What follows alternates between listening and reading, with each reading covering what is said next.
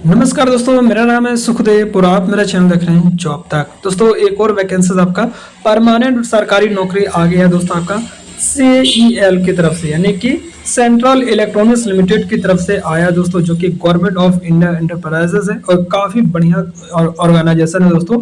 और इसके लिए वैकेंसी जो आया है दोस्तों, ITI डिप्लोमा या आपने BSc करके रखे तो आप इसके लिए अप्लाई कर सकते हैं। सैलरी की अगर बात करूँ तो 22,250 रुपये से लेकर 60,000 तक रहेगा और काफ़ी बढ़िया इसमें फैसिलिटीज़ वगैरह दी जाती है। पूरी जानकारी के लिए वीडियो के अंत तक जरूर देखिए। वीडियो को एक लाइक करके अपने दोस्तों में शेयर करें, चैनल को सब्सक्राइब करके बेल आइकन को भी प्रेस करें। तो चलिए वीडियो को स्टार्ट करते हैं। दोस्तों आप यहाँ पर देख सकते हो, ये इसकी ऑफिशियल नोटिफिकेशन है और ये रिक्वायरमेंट आपका सेल की तरफ से आया है, यानी कि सेंट्रल इलेक्ट्रॉनिक्स लिमिटेड की तरफ से आया है, जो कि government of India enterprises under department of scientific and industrial research की तरफ से है और ministry of science and technology के अंतर्गत आता है। और ये जो कंपनी है दोस्तों आपका इंडस्ट्रियल एरिया साहिबाबाद गाजियाबाद उत्तर प्रदेश में, यानी जॉब लोकेशन आपका साहिबाबाद गाजियाबाद उत्तर प्रदेश में आपका ऐसा रहने वाली है। ठीक है, काफी बढ़िया डिपार्टमेंट है दोस्तों। यहाँ पर देख सकते हो, central electronics limited is Bharat का एक मिनरत्न इंटरप्राइजेस है, जो कि government of India enterprises under department of scientific and industrial research, ठीक है, ministry of science and technology के अंतर्गत आता है, जो कि इसका एस्टेब्लिश 1974। और भी इसकी जानकारी चाहिए तो दोस्तों आप इनके गूगल में भी सर्च कर सकते हैं। अगर इसमें बात करूं इसमें क्या क्या वर्क करती है, यहाँ पर देख सकते हो, सोलर फोटोवोल्टाइक, ठीक है, railway signal system, strategic electronics, security and surveillance, ठीक है, उसके बहुत सारी यहाँ पर इनके जो है प्रोजेक्ट चलती है।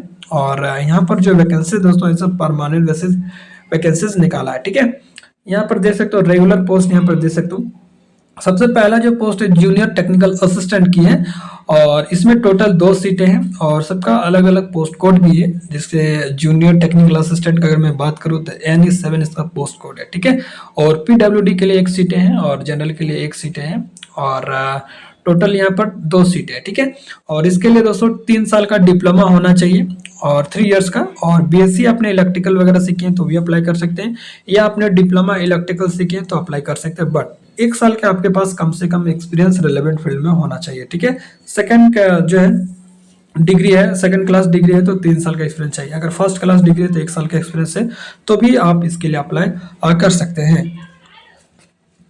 नेक्स्ट जो वैकेंसी दोस्तों जूनियर टेक्निकल असिस्टेंट की है और इसका पोस्ट कोड अगर बात ग्रेड की बात करो तो NE7 है और इसमें टोटल 8 सीट है। जनरल के लिए 4 है, OBC के लिए 2 है, SC के लिए 1 है और EWS के लिए 1 सीट है।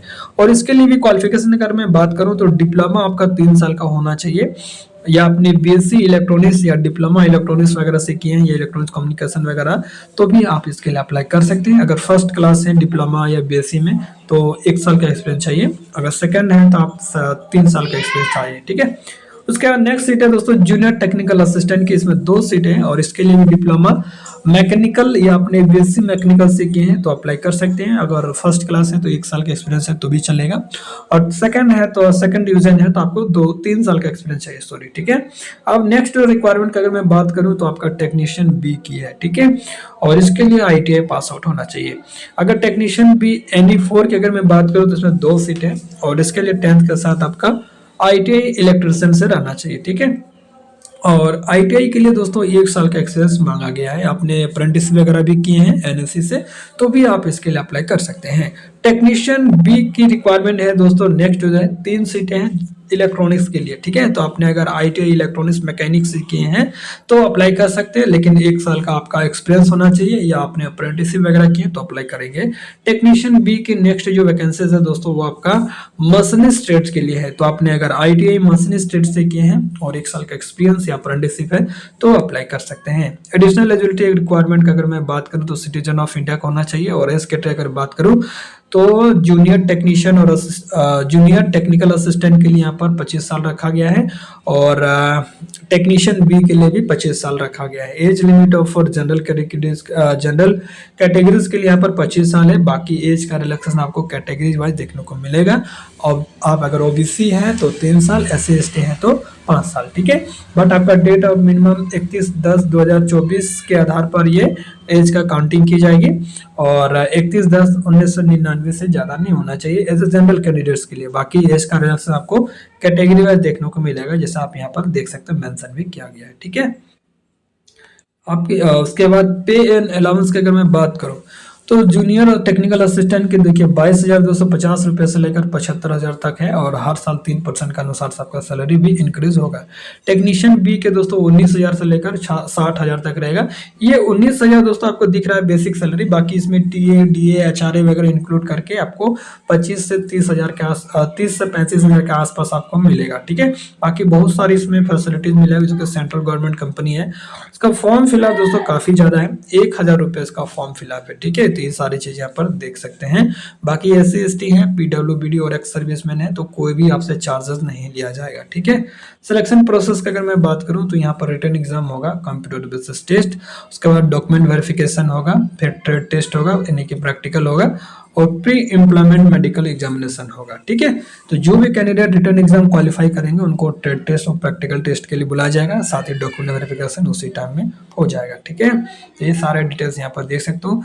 रिटर्न टेस्ट की अगर मैं बात करूँ तो 2 घंटे के पेपर होगा और आपका ऑनलाइन के माध्यम से होगा। Each question is constant 4 answer option रहेगा। ठीक है, टोटल अगर मैं बात करूँ पार्ट 1 में टेक्निकल सब्जेक्ट से 60 क्वेश्चन रहेगा, पार्ट 2 में आपका 40 क्वेश्चन रहेगा दोस्तों नॉन टेक्निकल, जिसमें जनरल इंग्लिश, रीजनिंग और क्वांटिटी एप्टीट्यूड और जनरल अवेयरनेस से रिलेटेड रहेगा। ऑल क्वेश्चन का आपको 1 नंबर मिलेगा और गलत करेंगे तो 1/4 नंबर आपका कटेगा। ठीक है, पार्ट 1 और पार्ट 2 में आपको क्वालिफाई के लिए 40% मार्क्स होना चाहिए। ठीक है, तो ये सारे कंडीशन दिया है एग्जाम को क्वालिफाई करने के लिए, तो आप यहाँ पर देख सकते हैं।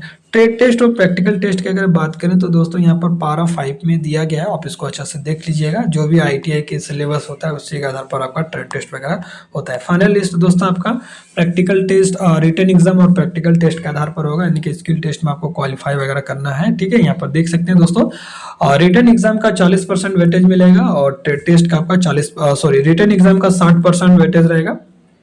ठीक है, और 40% आपका प्रैक्टिकल, यानी कि दोनों मिला के दोस्तों आपका 100% मिलेगा और उसी में फाइनली मेरिट लिस्ट बनेगा। ठीक है, यानी कि 60% आपका जो भी रिटर्न एग्जाम में मार्क्स गेन किए उसका 60% जुड़ेगा और आपका जो प्रैक्टिकल और ट्रेड टेस्ट है उसका 40% जुड़ेगा। इस तरह से टोटल मिला के 100 नंबर पे फाइनल मेरिट लिस्ट बनेगा। ठीक है, यानी कि सिलेक्शन के लिए तो ये कंडीशन यहाँ पर दिया गया है। ठीक है, तो सारा डिटेल मैंने बता दिया दोस्तों। फिर भी कोई डाउट रह जाता है तो कमेंट के माध्यम से मुझे पूछ सकते हैं। और इसका जो फॉर्म है दोस्तों वो आपका 23 नवंबर से स्टार्ट हो चुकी है, यानी कि आज से ही स्टार्ट हो चुकी है। अगर नहीं हुआ है तो कल से स्टार्ट हो भी जाएगा। ठीक है, इसकी ऑफिशियल वेबसाइट पर। और फॉर्म भरने का जो लास्ट डेट है दोस्तों 22 दिसंबर तक आप इसका फॉर्म जो है आप भर सकते हैं। मैं एक बार फिर से इंपॉर्टेंट डेट्स की अगर मैं बात करूँ तो इसका 23 नवंबर से इसका फॉर्म स्टार्ट हो चुकी है। आप अगर वेबसाइट में चेक करेंगे तो अगर नहीं हुआ है तो हो जाएगा। ठीक है, कल से या सोमवार से।